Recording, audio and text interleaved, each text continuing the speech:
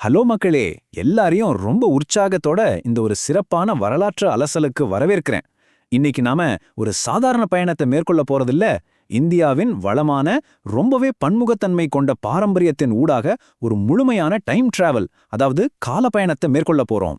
நம்ம நாட்டோட புகழ்பெற்ற யுனெஸ்கோ உலக மரபு சின்னங்கள் வழியா பயணிச்சு அவை சொல்லும் வியக்கத்தக்க கதைகளை கண்டறிய போறோம்.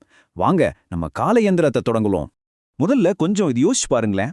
5000 வருஷம் பழமையான ஒரு பாலைவன நகரத்துக்கும் 20ஆம் நூற்றாண்டை சேர்ந்த ஒரு பல்கலைக்கழகத்துக்கும் என்ன சம்பந்தம் இருக்க முடியும்? இதை இணைக்கிறது என்ன?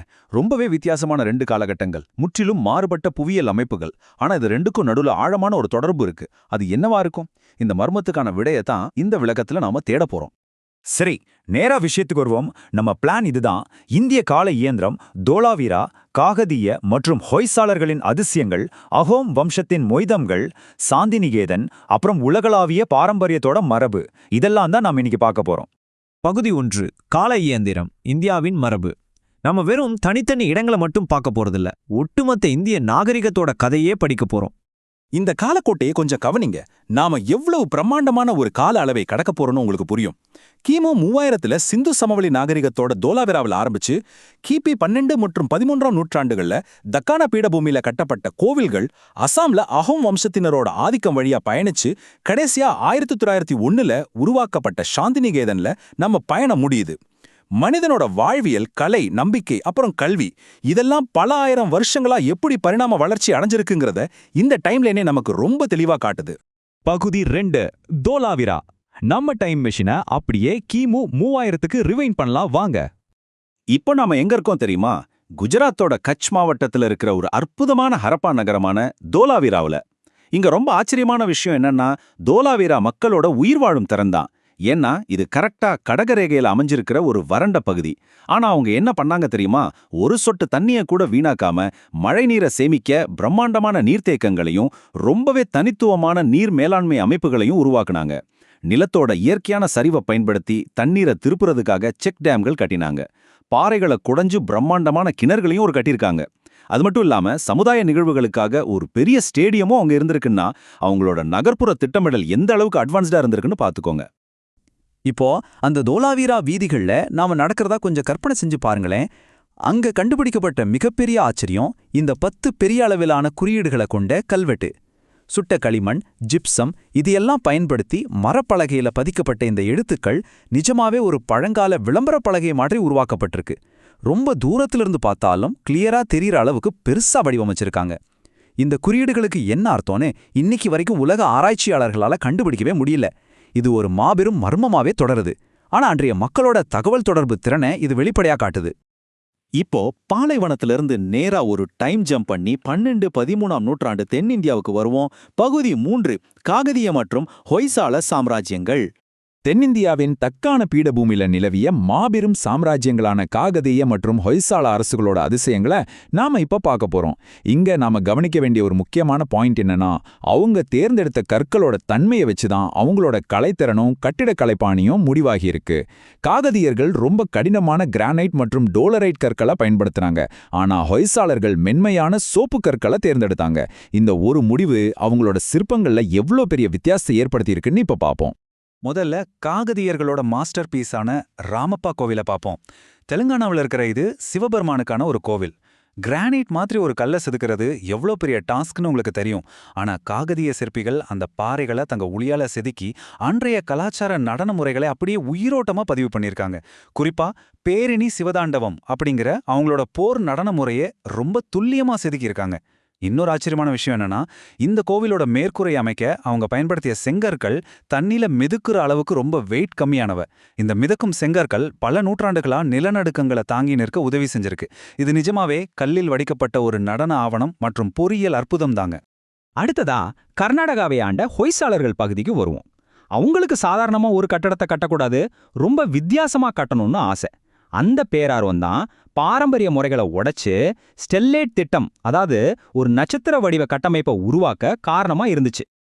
இது ரொம்ப அழகா இந்த தரைத்தள வரைபடம் நமக்கு காட்டுது பாருங்க. அப்படியே அந்த விளிம்புகளை ஸ்கிரீன்ல கவனிச்சிங்கன்னா அது பல கோணங்கள்ல நீட்டிக்கிட்டு ஒரு துல்லியமான நட்சத்திரம் மாதிரியே காட்சியளிக்கும். இந்த சிக்கலான வடிவமைப்பு மூலமா கோவில் சுவர்களோட பரப்பளவு அதிகமாகி இன்னும் அதிகமான சிற்பங்களை செதுக்க அவங்களுக்கு ஒரு பெரிய கேன்வாஸ் மாதிரி இது பயன்பட்டிருக்கு. சாஃப்டான சோப்பு கல்லை வச்சு அவங்க என்ன மேஜிக் பண்ணிருக்காங்க தெரியுமா? ஒரு பொற்கொல்லர் மாதிரி நுணுக்கமா வேலை செஞ்சிருக்காங்க.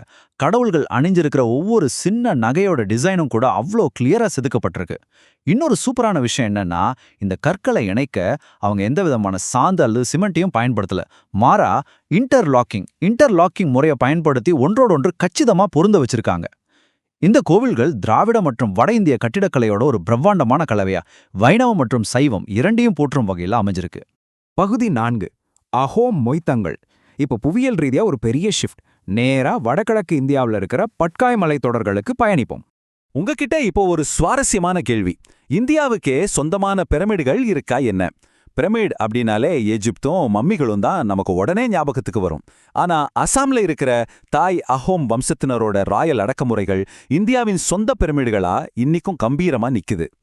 அஸ்ஸாமோட சரைடியோ மாவட்டத்தில் இருக்கிற இந்த மொய்தம்கள் ஒரு சாதாரண சுடுகாடு கிடையாது. இது அஹோம் அரச குடும்பத்தினோட ரொம்பவே புனிதமான புவியியல் அமைப்பு. தொடர்ந்து 600 வருஷமா அரசர்களை புதைக்க சுற்றியுள்ள காடுகள், நீர்நிலைகள், இயற்கையான குன்றுகளோட ஒன்றிணையும்படி இந்த மண்மேடுகளை அவங்க அமைச்சாங்க. பூமிக்கு அடியில கற்பகிருகம்னு ஒரு அறை இருக்கும். அதுல அரசரோட உடலும் அவருக்கு பிடிச்ச பொருட்களும் வைக்கப்பட்டிருக்கும். இதோட பிரம்மாண்டத்தை வச்சுதான் இதை எகிப்திய பிரமிடுகளுக்கும் பழங்கால சீன அரச கல்லறைகளுக்கும் நிகரா ஒப்பிடுறாங்க.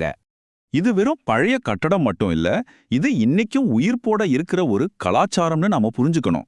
மீதா மீபி மற்றும் தர்பன் மாதிரியான சடங்குகள் வழியா அஹோம் மக்கள் இன்னைக்கும் தங்க மூதாதையர்களை இந்த மொய்தம்கள்ல வழிபட்டுட்டு வராங்க.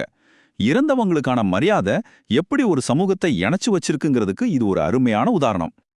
நம்ம டைம் மிஷின்ல கடைசி ஜம்ப் நேரா 20ஆம் நூற்றாண்டோட தொடக்கத்துல இருக்கிற கிராமப்புற மேற்கு வங்காளத்துக்கு போவோம். பகுதி 5 சாந்திநிகேதன். இதுவரைக்கும் நாம பார்த்ததெல்லாம் கல்லு, மண்ணு, செங்கலால ஆன கட்டடங்கள். ஆனா சாந்திநிகேதன் முற்றிலும் வேறானது. மனிதனோட கல்வி தத்துவம் மற்றும் திறனை மையமா வச்சு கட்டப்பட்ட சிந்தனைகளின் நினைவு சின்னம் இது. 1901ல ரவீந்திரநாத் தாகூர் இத ஒரு எளிய உறைவிட பள்ளியா தொடங்கினாரு. பிரிட்டிஷ்காரங்களோட மூடிய வகுப்பறை முறைய முற்றிலும் நிராகரிச்சுட்டு மரத்தடியில திறந்த வெளியில இயற்கை சூழல்ல வகுப்புகளை நடத்தினாரு. பழங்கால இந்திய குருகுல மரபுகளை நவீன உலக கல்வியோட இணைச்சு 1921ல இது ஒரு மாபெரும் உலக பல்கலைக்கழகமா உருவெடுத்துச்சு. தாகூரோட தொலைநோக்கு பார்வை இந்த வார்த்தையில முழுமையா அடங்கியிருக்கு.